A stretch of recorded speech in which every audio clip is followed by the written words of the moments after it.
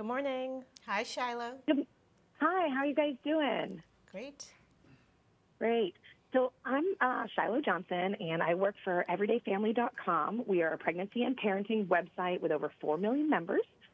And today I'm excited to talk to you about the struggles of women with inflammatory bowel disease and wanting to get pregnant and wanting to start a family and how we can help them achieve those goals.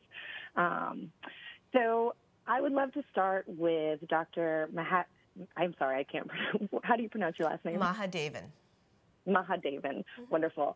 So if a woman with IBD believes pregnancy is a future consideration and she wants to move in that direction, what are some of the steps that you would want her to take kind of before that process when that's starting? So the most important step is to get informed. And with information comes power.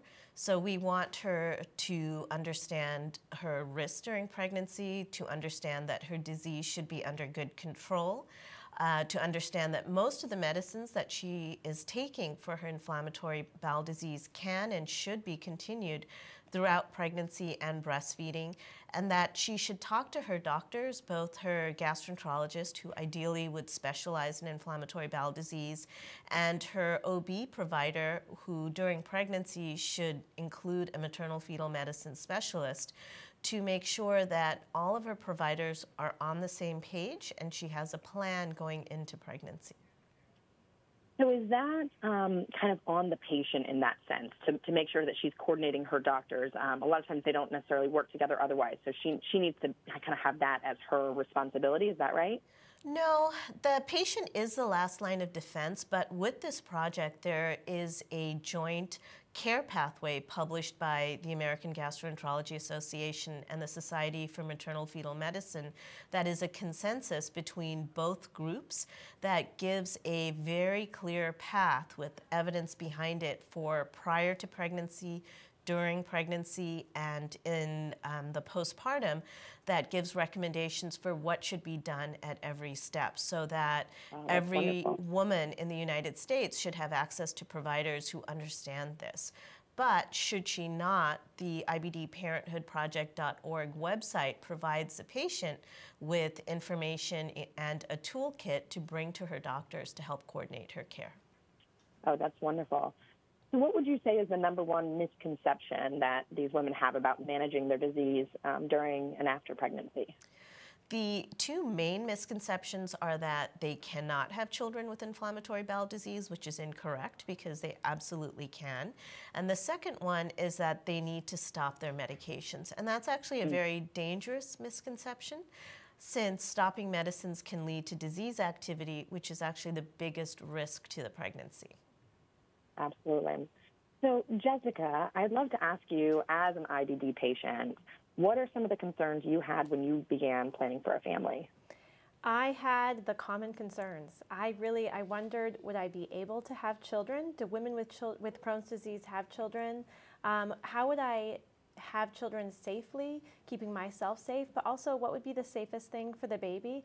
I just really kind of wondered how I would make this all work and bring all of my medical providers together to make this happen. So now you guys have talked about some tools. Can you share with me what these tools are that are now available to help women with IBD?